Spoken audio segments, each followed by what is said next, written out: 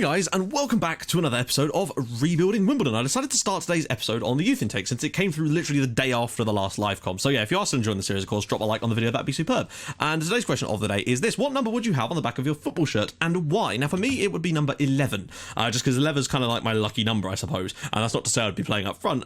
As you know, I was more of a right back, but when I have played like more recently, and when I say more recently, I mean over the last couple of years, I'm more of a centre mid type of thing. But anyway, here's the youth intake. If you have any ideas for a question today, drop those in the comments under the hashtag QOTD as well. Dan Burgess is the best player that we've got through this year. It's not awful, I suppose, but it's the most we can really expect because, again, tries to play way out of trouble. Okay, dives into tackles. He's not got some of the best PPMs either, to be honest. But hey, he's the best we've got. And that one finishing, though, and that one jumping reach, though. How tall is this guy? Not the tallest. He only weighs 50. Jesus Christ, he weighs nothing. I could pick him up and spin around on my head. One thing I did notice as well, we've got Ryan Biggs. Not Ryan Giggs, but Ryan Biggs. So there you go. Anyone else? A little bit. Oh, hello. Tassos Christodoulou. I'm assuming he's either Greek or Cypriot in his nationalities. Cypriot. Okay, so nothing else really stands out to me as being worth talking about, but there you go. That's the youth intake. Yeah, and enjoy the highlights of the games we've played this month, and I will join you guys in a sec for the second leg against Paris Saint-Germain. See you guys soon. All the way across for Salvi, does really well. Now we need a good cross. He's going to shoot. Baltham on the rebound, and we finally have the lead against 10-man Newcastle. We've hit the postal bar 7 times in this match. Outrageous.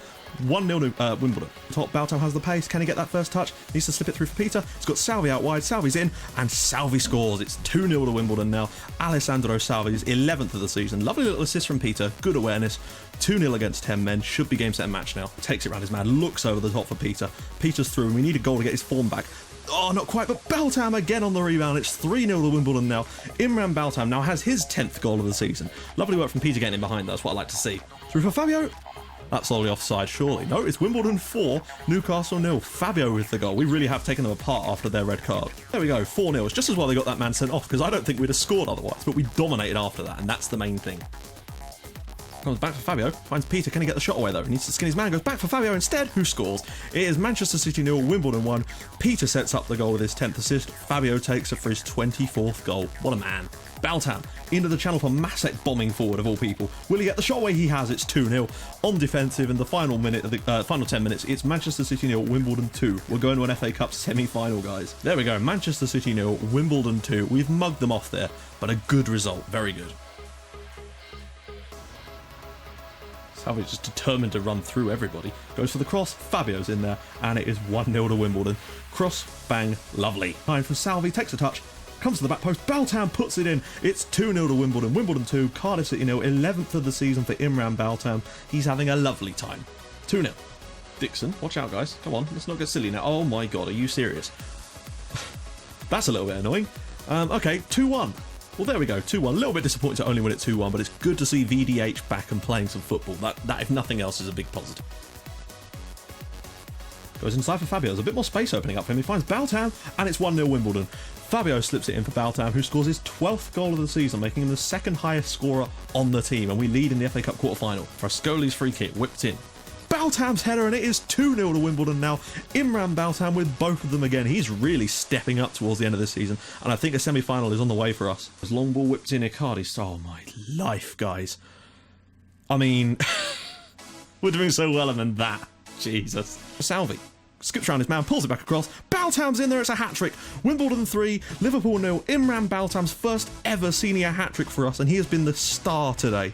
There we go, Wimbledon 3, Liverpool 1, we're into the semi-finals. Baltham could have had a 4th one really late on, but he takes home the match ball. Right then guys, we are back, and yeah, Facecam's back now. I just decided that we didn't need it for that first part because we're only doing youth intake stuff. So, well, I mean, we've done what we needed to do this month, which was get some wins against some teams, and we find ourselves in an FA Cup semi-final as well. So there's a lot riding on this season for us, because I think we can win the title this year. I really, really do.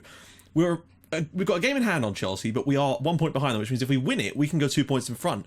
And I have to feel like over that last 8 games, they've got to play someone difficult to drop some points. I think it's a straight shootout between us and Chelsea, because remember, we've got 2 games in hand on Man United and a 3-point lead, but it's still pretty tight. We're only 4 points ahead of Manchester City still. Although, we do have a game in hand, but those top 5 are someone's going to lose out massively, and I think someone's going to lose out with a huge points tally as well. But that's just how it is, isn't it? So let's take a little look at the squad.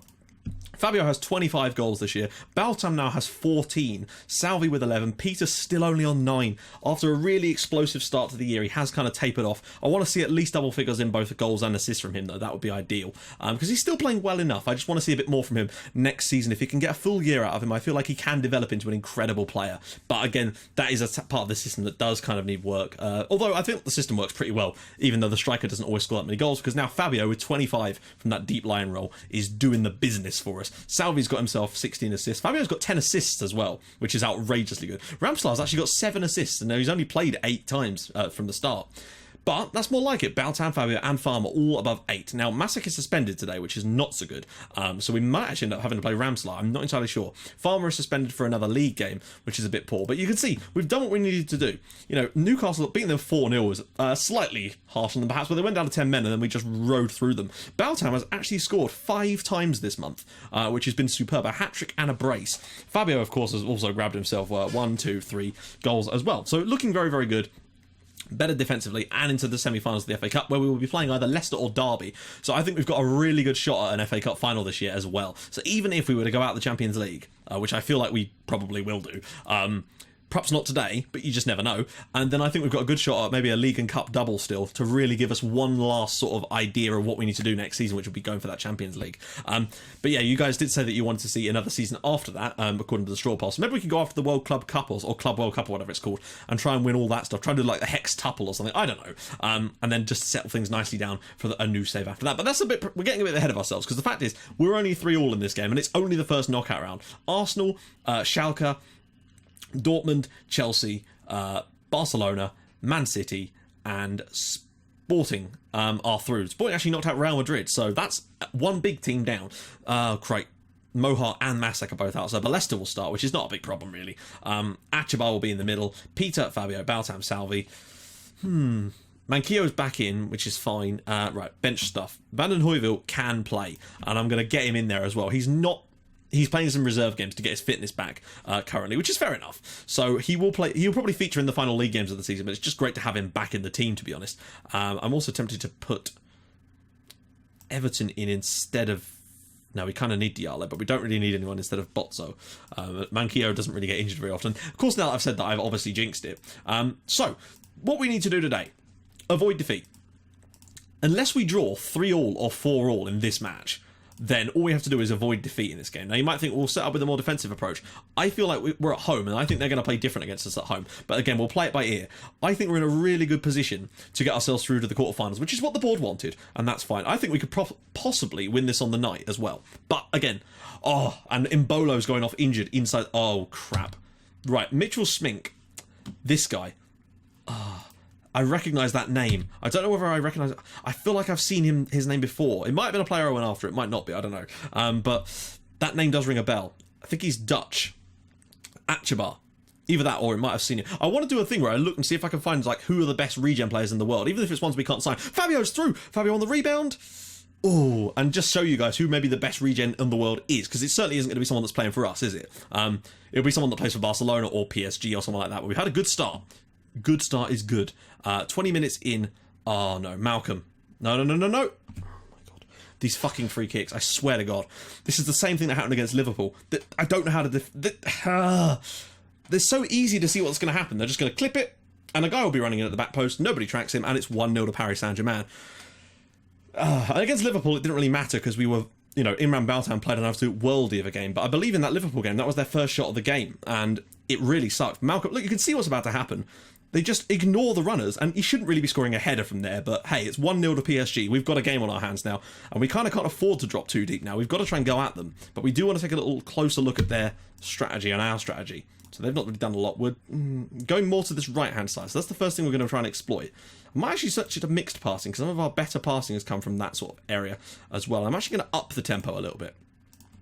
Try and really push it through them. A 1-1 draw sends us through to the next round, so I'm not too bothered as long as we can score and don't get absolutely shut out in this game. A second goal for them would be a bit of a problem, though. Okay.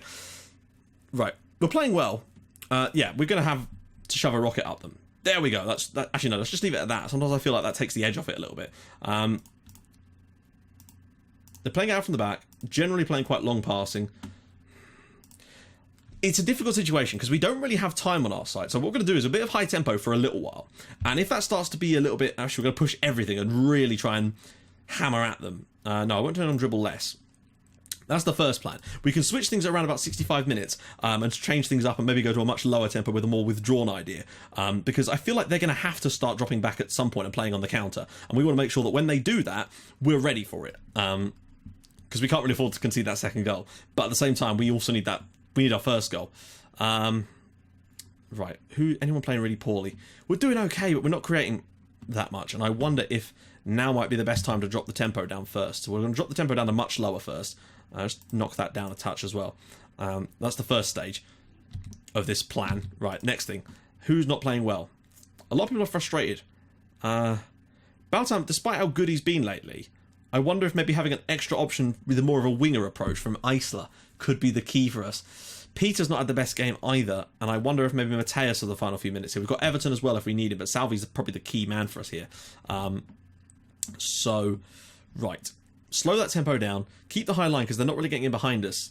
Oh, come on, guys. Don't let this be a whimper because of that fucking free kick. Look at this system they're playing. Right. We're going to go exploit both flanks. We're going to close down a lot more. We're also going to go on attacking. I'm amazed at that system. We're going to look for the overlaps as well, get players forward as much as we can, because we've got no choice. A 1-0, you know, a 1-0 defeat doesn't do anything for us, no more than a 2-0 does, and a 1-1 would be enough. I feel like I can't really. Oh my god! If we were to lose this one, that'd be a real kick in the arse. Look at this system. It's like it looks like a Pokemon. It's like a Zubat formation. Trying to think of a best way to exploit that. They push wingbacks up, which means there's lots of space down here, and we can push them right back. And I think exploiting the flanks is important here. Oh, I can't believe this is about to happen. Push the tempo again, maybe? I don't know. I feel like this is not going to happen. We're going to make one more substitution in a sec. Do we overload? I mean, I don't like doing the whole overload thing most of the time, because it just... Should we get... Fabio's clearly not going to do anything in this game. Let's get Kenneth on for the final few minutes, and let's just try and overload. I don't like to use it because most of the time it's very ineffective, but I don't really see what other choice we've got at this point. Screw it, let's do it. Tell them to push forward. I'd be really gutted if we went out like this. Considering we played... Oh my god, it's going to happen, isn't it? We're going to shoot on sight just to try and... Maybe Kenneth will score a long range, but it ain't going to happen. We're going to go out the Champions League like this. Oh, you're joking me. Oh!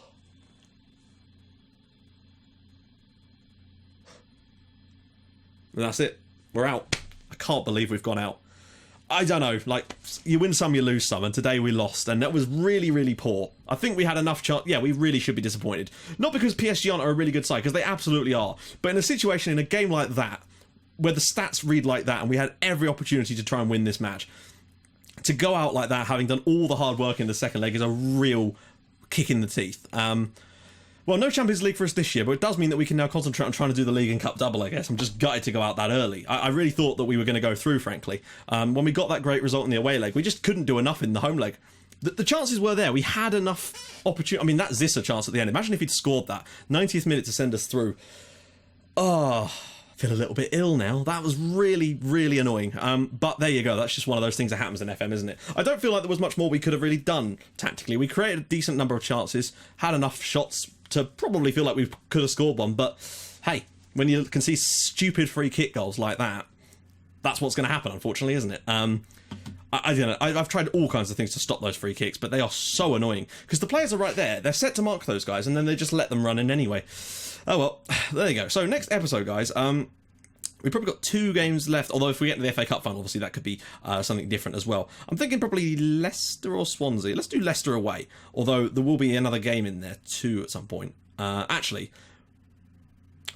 it'll be one of these, depending on where our FA Cup semi-final falls. It'll be, yeah, you see what I mean. That way we can even out the number of episodes left, basically. So yeah, that kind of sucks, but that's just one of those things, isn't it, guys? We've not lost for a while. I think we can go and build on this and try and actually just win this league now. That's my main aim now. Win the league and the FA Cup this year. That's my real hope for this season. So anyway, guys, if you have enjoyed this episode, despite us going out, I really think we should have done better, but there you go. Then please do drop a like on the video. That'd be superb. And if you'd like it even more than that, subscribe to the channel for more videos like this in your inbox every single day in at 7 o'clock. I don't know why I stumbled over that. It's the 100th episode.